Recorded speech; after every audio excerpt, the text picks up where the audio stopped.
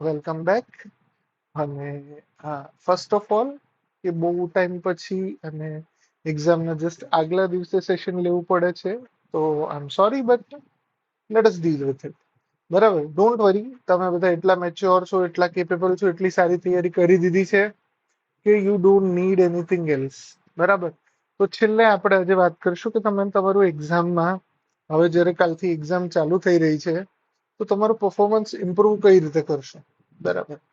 એના માટે સાયકોલોજી સમજવાની છે. જો so we will go with our basic style. આ ભીમબેટકા વાળા તમે છો, રાઈટ? અને આ છે જેને કહીએ ગવર્મેન્ટ. બરાબર. આમ ફ્લેગ બેગ ઝંડો વંડો હોય, તિરંગા આપણો, અને they hire you for some specific purpose. બરાબર. જે ડીસી, પીસી કે કોઈ પણ પોસ્ટ હોઈ શકે. ઠીક છે. So message is very simple, very clear. આ તમે છો. બરાબર. This is the government post which you are looking for, or government who is seeking you. આ બે માંથી એક તફાવત સમજશો ને તો ઘણી વસ્તુઓ ક્લિયર થઈ જશે. પહેલી વસ્તુ કે રિક્રુટમેન્ટ નો પર્પઝ શું છે? Select best person. બરાબર. Or select better individuals who are suited. જે લોકો જોબને લાયક છે, જે જોબને સૂટ કરે છે, જોબ સાથે મેચ થાય છે, એવા લોકોને સિલેક્ટ કરવાના છે. હવે તમે, આપણે અત્યાર સુધી શું જોઈએ છીએ? આપણી ભૂલ ક્યાં થાય છે?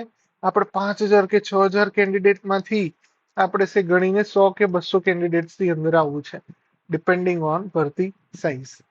હું તમને કહું છું, ઊંધું થિંકિંગ વિચારો. ઇમેજિન ઇમેજિન કે ગવર્મેન્ટને જરૂર છે એક સારા પર્સનની, ગવર્મેન્ટને જરૂર છે 200 સારા પર્સનની કે 100 સારા પર્સનની. બરાબર. If you are good enough, તમે એટલા વ્યવસ્થિત છો, તો ગવર્મેન્ટે ઇન્શ્યોર કરવું પડશે કે તમને લે. Right. And this is bin always my mindset. બરાબર. મારો માઇન્ડસેટ હંમેશાથી કેવો હોય છે, જે છે એને ખબર છે કે જ્યારે પણ હું કોઈ એક્ઝામ આપવા જાઉં, તો પહેલો એક્ઝામને સક્સેસ થવાનો નિયમ શું છે ખબર છે? રિલેક્સ. અને ટ્રસ્ટ કરો કે તમે જેટલું બી કર્યું એ મોર દેન સફિશિયન્ટ છે. કારણ કે ગમે તેટલી વાર રિવિઝન કરો, ગમે તેટલું વાંચો, it's never going to be enough. તમને એવું લાગશે કે હજી આનાથી હું વધારે કરી શકતો હતો. પણ it's now time to sit back, relax, trust yourself. યાર બહુ મસ્ત કર્યું, બહુ જોરદાર કર્યું. મેં નતું ધાર્યું તું છેલ્લા દિવસ સુધી એટલો ફોકસ રહીને કરીશ. Right. But you did it. ઠીક છે. સો પહેલો અને સિમ્પલ મેસેજ પોતાને શું કરવાનો છે? ટ્રસ્ટ કરો. આઈ નો ઘણી વસ્તુઓ એવી છે, તમને બધાને ખબર છે, પણ એક્ઝામ ક્લિયર કરવા માટે, એક્ઝામની અંદર લખવા માટે સૌથી મોટી વસ્તુ શું છે ખબર છે? એક્ઝામને એક્ઝામની જેમ લેવાની જ નથી. યુ હેવ ટુ બિલીવ કે ઠીક છે યાર, એ લોકોને હવે ફોર્માલિટી કરવી છે તો કરી લઈએ. સારા કેન્ડિડેટને સિલેક્ટ કરવા માટે આપણે બી એમને થોડી મહેનત કરાવી દઈએ. ઠીક છે. તો પહેલો રૂલ કે જ્યારે આ વખતે ઇંગ્લિશ અને ગુજરાતીના પેપર ખાલી અને ખાલી ક્વોલિફાઈંગ છે, તો લાઇટલી લેવાને બદલે તમે અત્યાર સુધીમાં તૈયારી કરી જ લીધી હશે. What you have to do?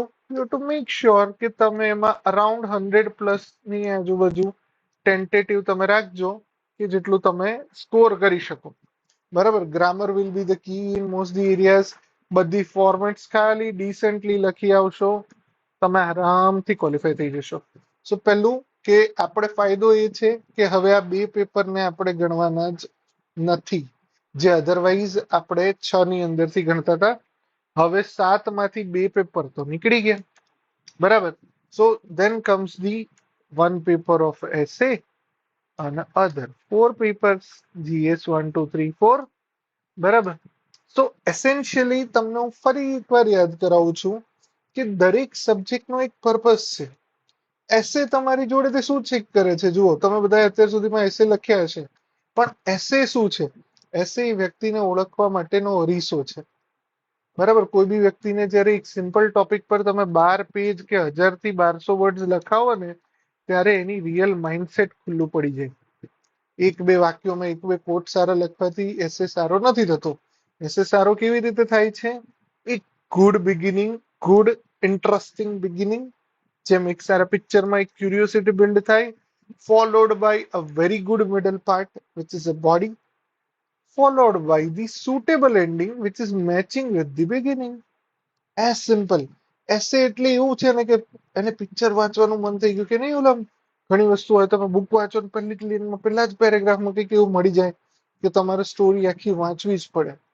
Bus forget કે તમારે ઇમ્પ્રેસ કરવાનું છે, નહીં. It should be facts ridden, no. It should be focused on so many quotations, no. It should focus on so many lines, jargons, બીજા બધા મહાનુભાવોના inverted કોટેડમાં વાક્યો, નો. It is focus on what you feel is the need of the question. ઠીક છે. બે જ એસે 125 માર્કનો એક, 50-50 marks તમે લઈ આવશો, you will be at average. But તમે અહીંયા 60-70 માર્ક લઈ આવશો, you will be in a much much much greater position. ઠીક છે. આવી જાય. એસે બહુ ઈઝી વસ્તુ છે, આપણે ઘણી બધી વાર પહેલા વાત પણ કરી છે. ફ્રી થાવ, તમે નવા હો તો જોઈ લેજો. હાઉ ટુ રાઇટ એસેઝ ના સેશન્સ છે, બાકી કશું લેવા દેવા નથી. રાઈટ. સો પછી આવે છે જીએસ 1 to 4, જે આપણે આ વીકમાં એક્ઝામ પણ નથી. બરાબર. પણ ફોર ધ ટાઈમ બિંગ તમે સમજો કે કોઈ બી કન્ટ્રીનું ફિઝિકલ સ્ટ્રક્ચર, એટલે કે એનું જીઓગ્રાફી, એનો ઇતિહાસ, બરાબર, એનું કલ્ચર, એ બેઝિક છે કોઈ પણ કન્ટ્રીને સમજવા માટે. So that will form GS1. જ્યારે તમે GS1 આપો છો ત્યારે તમે, અને આઈ ફીલ કે તમે પોતાને લકી સમજો. એક્ઝામ આપો છો તો you should feel lucky, should feel happy. યાર હું આટલું વર્ષ વાંચીને સમજીને જઉં છું, લેટ મી જસ્ટ એક્સપ્રેસ. બરાબર, એક્સપ્રેસ કરો, પોતાની લાગણીઓને વ્યક્ત કરો. બસ સારામાં સારી રીતે.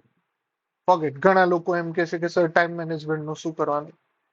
કઈ નહીં કરવાનું, ટેન્શન નહીં લેવાનું. ટોટલ માર્ક્સ છે, એને ટોટલ મિનિટ વડે ડિવાઈડ કરો, અને એને જેટલા માર્કનો ક્વેશ્ચન છે, 10 માર્કનો છે, 20 માર્કનો છે, એની જોડે ગુણી દો. જેટલો ટાઈમ આવે એટલું તમારો આઈડિયલ ટાઈમ. ઠીક છે. રફલી અરાઉન્ડ 20 માટે તમારે 14 મિનિટનો ટાઈમ મળશે, 14 થી 16 મિનિટ. અગેન દરેક પ્રશ્નને સમાન વેઇટેજ આપવાનું. બરાબર. સરસ મજાના ગપ્પા મારવાના, કોઈને લીવ નહીં કરવાનું, અને એન્જોય કરવાનું. રાઈટ. એટલે અલ્ટિમેટલી જો તમે એક્ઝામને એન્જોય કરીને, તો તમને નવો એક એન્જોયમેન્ટનો મોકો મળશે, which will be an enjoyment of interview. અને જેવું તમે ઇન્ટરવ્યુને પણ માણીને આવ્યા ને, તો તમને મળશે ઇન્ટરવ્યુ બાદ જે મળે છે એ સિલેક્શનનો એન્જોયમેન્ટ. રાઈટ. પછી તો મારી જેમ રોજ કામનું એન્જોયમેન્ટ જ છે. ઠીક છે. So moral of the story is it's a journey. Simple. તમે પ્રીમાં એન્જોય કરી, તમે મેન્સમાં પહોંચી ગયા. તમે મેન્સને એન્જોય કરશો તો તમે ઇન્ટરવ્યુમાં પહોંચી જશો. ઇન્ટરવ્યુને તો ખબર નહીં પડે, કાલથી સરકારી નોકરી ચાલુ થઈ જશે. રાઈટ. ટ્રસ્ટ મી, તમારે 5,000 માંથી સિલેક્ટ નથી થવાનું. આ માઇન્ડસેટ જ ભૂલ છે. એક વ્યક્તિ 5,000 માંથી સિલેક્ટ થાય તો ઘણા રેશિયો લઈ આવે, માંડ 1,000 લોકોને બોલાવશે, 5 ગણા, 10 ગણા. ભાઈ આપણે કોઈ ગણા નથી જોઈતા, એને એક વ્યક્તિની જરૂર છે. તમે એ વ્યક્તિ છો, પૂરું થઈ ગયું. હવે એની જવાબદારી, એની ફરજ કે તમને કેવી રીતે લેશે. રાઈટ. ટ્રસ્ટ મી, તમે પોતાની ચેલેન્જ ના કરો, ભરોસો રાખો. જો તમને સેલ્ફ ડાઉટ આવે ને, હાય હાય થશે કે નહીં, તો પતી ગયું. પછી બીજી એક ફાઇનલ વસ્તુ કે જે મારે કેવી છે, ખાસ એક્ઝામમાં, ઘણી વાર એક્ઝામમાં કભી કભી સવાલ દેખ કે લગતા હૈ કે દાવ થઈ ગયો. હા હા, આવું તો કઈ વાંચ્યું જ નતું. તો એટલો ભરોસો રાખવાનો કે તમે એકલા નથી, બહુ બધા લોકો આ હાલતમાં છે. રાઈટ. આપણે નહીં, આપણા ઘર છે આપણું, અને ઘરમાં ઇલેક્ટ્રિસિટી જાય તો આપણે શું કરીએ? બાજુવાળાને ઘરે ડૂબકી મારીએ. એટલે તારી બી ગઈ, હોવે મારી બી ગઈ, ચાલ અત્યારે હવે વાંધો નહીં, હવે જોયું જશે. ઠીક છે. તો ભરોસો રાખવાનો. જો એવો વિકૃત સવાલ પૂછે તો કોઈ નહીં આવડતો. In fact that is wear the maximum scoring opportunities lies. ઠીક છે. સો ભૂલી જાઓ, બધું ટેન્શન છોડ દો. જેટલું પણ કર્યું છે પહેલા તો પોતાની જાતને કોંગ્રેચ્યુલેશન્સ કહી દો, પોતે પાર્ટી કરી લો, મસ્ત 2 દિવસ ફરી આવો. અરે મને યાદ છે, હું એક્ઝામ વખતે મેં જયારે મારું સિલેક્શન નતું થયું એ વડી એક્ઝામમાં, હું છે ને રોડ પર, મતલબ અમદાવાદની કોઈ સ્કૂલ હતી એક્ઝામ સેન્ટર, તો હું બ્રેકમાં 2 પેપર વચ્ચે વાંચવાને બદલે રોડ પર મસ્ત આમ ચટાઈ બટાઈ પાતરી અને સુઈ જતો હતો. બરાબર. અને પછી મેં એ વખતે વિચારેલું, ઓહો હું સિલેક્ટ થઈશ ત્યારે કેવું હિસ્ટોરિકલ લાગશે કે આ રોડ પર હું અહીંયા સૂતો હતો, પણ સાલો પોપટ થઈ ગયો. બરાબર. પણ પછી જયારે ધાર્યું નહોતું ત્યારે સિલેક્શન થઈ ગયું એના પછીની એક્ઝામમાં. So it's always simple, right? Make things enjoyable, make things memorable. કશું ફેક્ટ હેવી વસ્તુઓને છેલ્લા ટાઈમે અડતા નહીં. જે કર્યું છે એ બહુ છે. આટલા દિવસમાં નહીં કર્યું, છેલ્લા દિવસે હું ખાઈ લેવાનું. બરાબર. આટલું સારું કરવું, આ લેવલે પહોંચવું, ઇટ્સ અ બિગ થિંગ. બરાબર. તમને ખબર છે ને આજકાલના કોમ્પિટેટિવ જમાનામાં સ્ટેબલ રહેવું ને તો હું એક તૈયારી કરી શકું. પણ તમે વિચારો તો ખરા યાર, તમે કેટલી પ્રતિકૂળ પરિસ્થિતિમાંથી મેઇન્સ એક્ઝામ આપો છો. ઘણા એ લોકોને ફાઇનાન્શિયલ પ્રોબ્લેમ હશે, ઘણા એ લોકોને ફેમિલી ઇશ્યુઝ હશે, ઘણા એ લોકોને ટાઈમ મેનેજમેન્ટના ઇશ્યુઝ હશે, ઘણા એ લોકોને જોબના ઇશ્યુ હશે. બરાબર. ઘણા લોકોને રિસોર્સિસના ઇશ્યુ હશે. કેટલા પ્રોબ્લેમ હશે, કદાચ મારા જો લિસ્ટ નથી એટલા પ્રોબ્લેમમાં તમે છો. And still you are making into the exams with a very good thing. આટલા પ્રયત્ન સાથે એક સાચા ઈરાદા સાથે એક્ઝામ આપવા જવું ને, ગેમ ત્યાં જ જીતાઈ ગઈ બસ. રિઝલ્ટ મેટર જ નથી કરતું. ઠીક છે. અને યાદ રાખજો, when you forget about the result ને, result will find you. બરાબર. હંમેશા યાદ રાખો, તમે જ્યારે ભૂલી જશો ને કે એક્ઝામ મેં રિઝલ્ટ માટે આપી છે, તો રિઝલ્ટ શોધતું શોધતું તમને આઈને કહેશે કે અલા તમારો 49th રેન્ક આવી ગયો, અલા તમારો 4th રેન્ક આવી ગયો, અલા તમે તો ઓલ ગુજરાત ફર્સ્ટ આવી ગયા. Right? It's just a matter of time, it's just a matter of mindset. બરાબર. તો શાંત, સ્ટેબલ, કુલ. કોઈ મારે બીજી સલાહ નથી આપવી. તમે જે પણ કર્યું છે બેસ્ટ છે. કોઈ તમને જજ કરવાના લાયક નથી. બસ સરકારના નસીબ કે સરકારના બદનસીબ.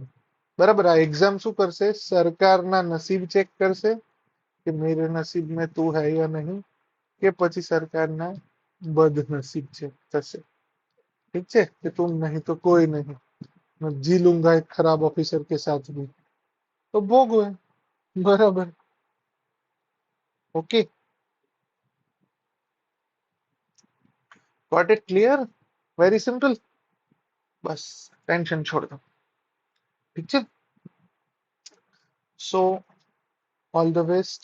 હું નહીં કહું, હું કહીશ કોંગ્રેચ્યુલેશન્સ કે આપણે ઇન્ટરવ્યુ માટેની તૈયારીમાં ફરી આપણે મળશું. બરાબર. આઈ નો વી વિલ. અને ત્યારે આપણે ઇન્ટરવ્યુની તૈયારી કરશું. ઠીક છે? જસ્ટ આ તો ફોર્માલિટી છે બસ. જાઓ, ફોર્માલિટી પૂરી કરી આવો. તથાસ્તુ, વિજય ભવ. ઠીક છે? તો અહીંયા આપણે આપણું રેકોર્ડિંગ એટલે સુધી રાખીએ. અને બીજી એકાદ તમારે કઈ ચીટ ચેટમાં પૂછવું હોય તો અડધી મિનિટ. 12 ને 12 થઈ ગઈ જો. બરાબર. આપણું સેશન 12 ને 12 પતશે. ઠીક છે? સો એનીવે, હોપફુલી સવારમાં સેશન જે પણ જોવે તમને હેલ્પફુલ થાય. So with that, all the very best. મળીએ જોબમાં. I am ready to welcome you all. All the best and congratulations of course.